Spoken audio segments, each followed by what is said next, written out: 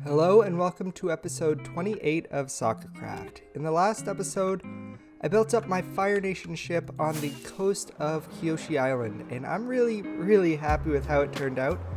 I know for a fact that the villagers of Kyoshi probably aren't too happy to see it here, but I'm really happy with how it turned out, and there's a little bit more work I can do down at the bottom of the ship. Oh, whoop, that skeleton shouldn't be here. I'm gonna back up out of here. Okay, so I guess it turns out I need to light up the bottom of the ship better a little bit anyways. I need to get down there and do a little bit more decoration. Let's see if I can despawn that skeleton. Okay, looks like it's safe down here now. But yeah, like I said, I want to do something with the walls so they're not just plain. I want to put some, maybe some lanterns up. I still need to do the front storage area here. We need to make sure it's properly lit up down here. So I'm going to start today's episode off with a little bit of a time lapse of me working down here. And then I want to head back into the Nether hub and hopefully wrap up some stuff in the Nether hub today as well.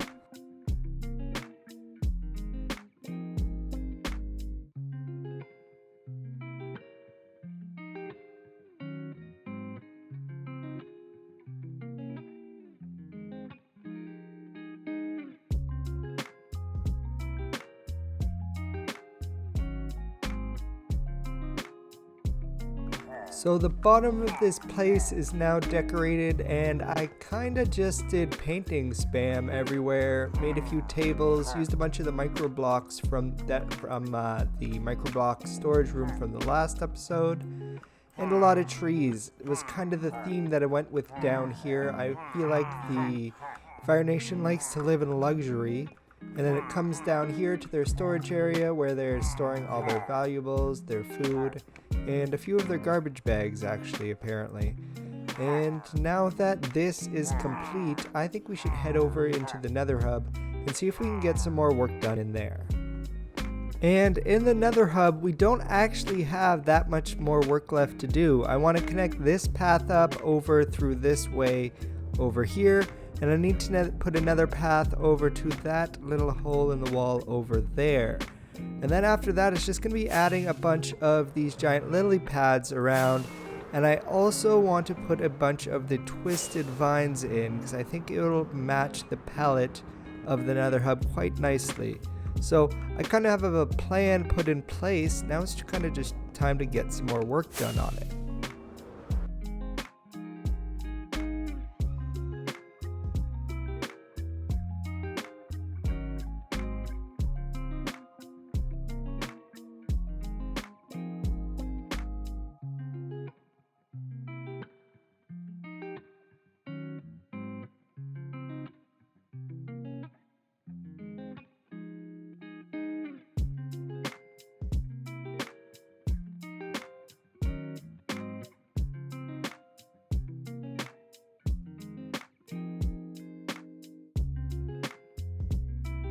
And after that time lapse, I put in probably about 50 more of those lily pads, and I spammed these twisted vines around. And what I'm doing now is I'm going around and I'm placing string around so that I'm maximizing the height that any of the twisted vines can grow. You can use this to control the height of bamboo, twisted vines, and weeping vines. And so right now I'm just using it to kind of stop these from getting too tall, because the goal of my Nether hub is to be able to fly around really easily. And let me just double check. I think if I fly into one of these twisted vines, nope, actually it doesn't screw me up. But I still don't want it blocking all my vision paths, so I'm gonna lower these to a good height and we'll see how this place looks. I've actually used a lot of string while building this Nether hub. Most people think string is something that you can't really use, but for stopping these growing and every single one of these lily pads, it's just the carpets placed on top of strings that are next to the stems of the lily pads. So yeah, if you didn't know what strings were used for, it's kind of used to stop stuff growing and to place carpets on top, I guess. And I ran out of my string very fast, but as you can see, I've lowered the height of a lot of these in the general area of the portals that I use the most. And a lot of the ones on the outskirts, I'm going to need to collect more string to limit their height on a later date. But for now, I want to look at my next project of this episode, and that's this Piglin bartering farm. It kind of looks really ugly out in the open like this, so I'm hoping to find a way that I can blend it in, maybe with the wall. Maybe I'll do another copy of the wall, bring it up front and across here and then back. And maybe we'll have a door into the back here as a little maintenance thing. Maybe that's what we'll do. So really easy, I could just copy that block palette, swing it forward. There's an idea. I'm gonna do some thinking, see what else I can come up with. But we're gonna hop into a time lapse and see what I came up with, and we'll get something built over here.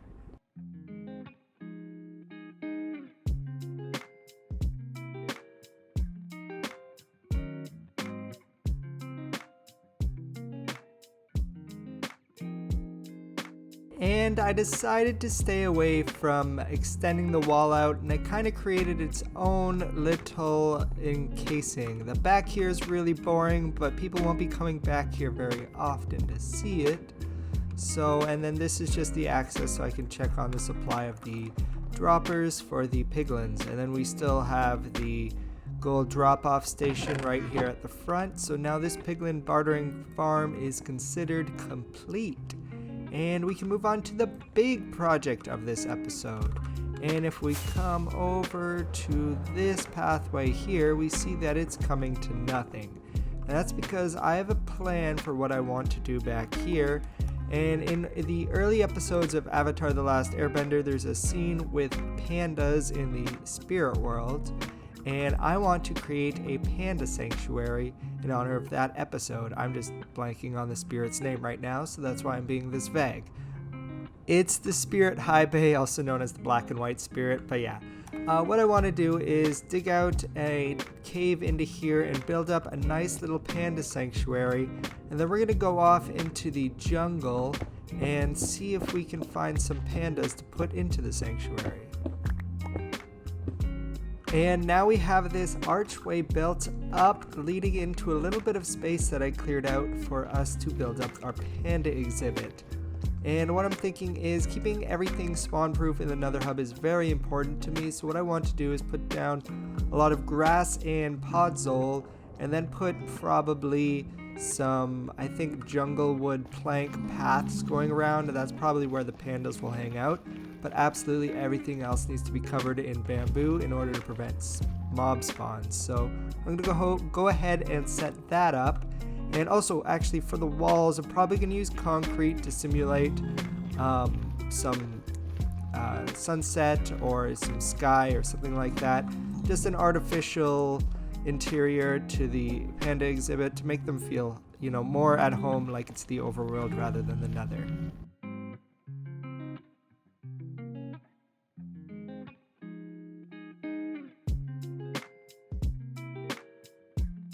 And the panda exhibit is complete. We have a little bit of a walkway here, which is probably where the pandas are going to be staying for most of the time, because I had to put bamboo absolutely everywhere to stop stuff from spawning in here.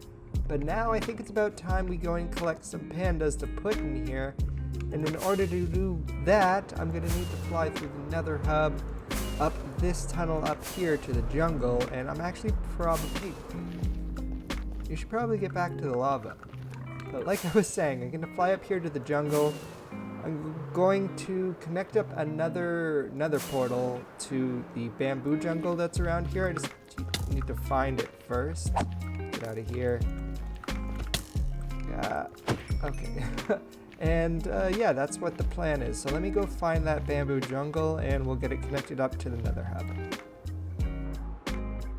And I finally found a bamboo forest. There's pandas around here as well. This is perfect. Okay, so this is actually a lot farther out than I thought it was. It took me quite a long time to get here, so it's going to take a little bit of time for me to connect this up to my Nether hub. So I'm going to take these coordinates, put them into a Nether portal calculator, and see how close it gets me to this location.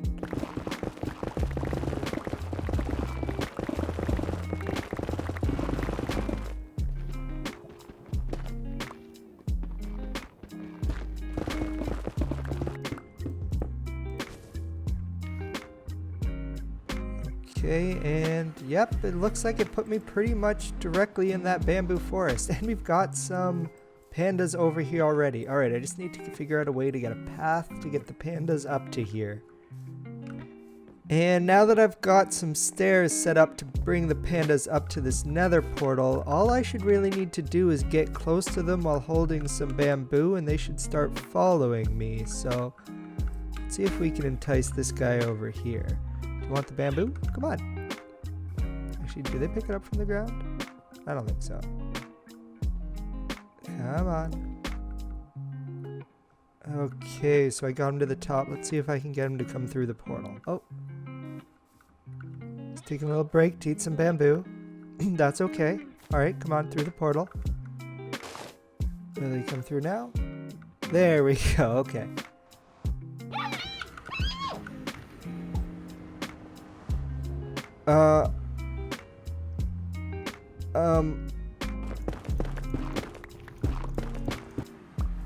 Hello, panda friends. I need some more volunteers. Alright, I see more pandas. It's okay. Hello. I have bamboo for you. Oh, we got a rolling panda. This could prove problematic, but we'll take him anyway. Oh, look at him with his tongue out.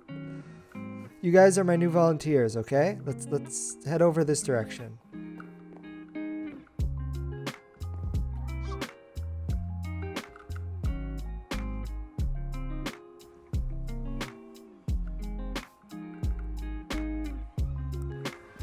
Okay, we're through happy and healthy, and after all of that, I've decided that I definitely only want to take one panda at a time.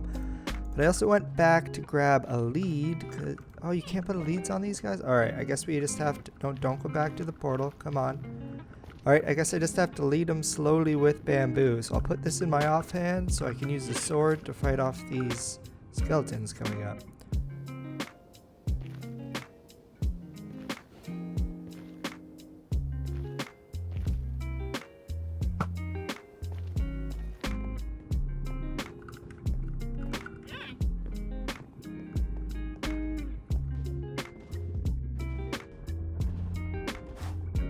And after a lot of work, I finally got two pandas into the little panda exhibit here.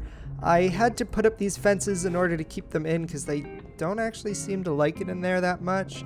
I hope they learn to like it soon enough, but until then, I think what they really need is some more panda friends to play with. So as soon as this guy grows up to being a big panda, I'm going to start breeding these guys up and have a bunch of pandas in here.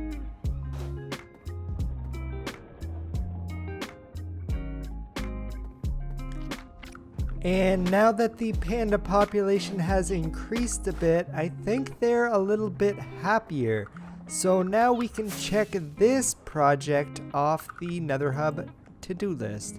And now there's really only one thing left to do for the Nether Hub, and that is we need to start worrying about the Nether tunnels, because it's the last little bit of netherrack that I can see from inside the Nether Hub, so I need to at least get them all started, and I need to figure out what design I'm going to use. I have a few ideas on what features I'd like my Nether tunnels to have, such as I want them to be big enough to fly down. I want it to have an ice path down the middle so I can take a boat if I want to, if I'm transporting villagers or mobs. And I also want to, and I'm probably going to just put some rails down on top of all that ice as well. And I also want it to look good, probably. I think I want to use a lot of this block here to light it up. And yeah, let's see what I can go ahead and come up with. And after about an hour of experimentation, this is what I came up with. A lot is still black stone. We have some of this crying obsidian, we got some respawn anchors, black concrete, and it's my first real use of quartz in this world other than in the villager breeder, and I think it looks really cool when you're zooming down this thing.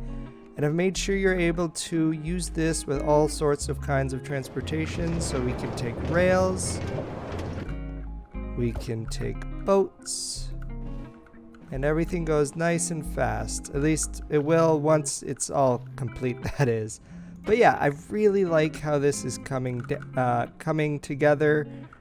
I make sure to put glass in all these centerpieces here because when flying down it, you don't want anything that you could bump into. So that's kind of what I've got going on here. So I'm gonna work a little bit more on a few more of these paths, and then I'll be right back.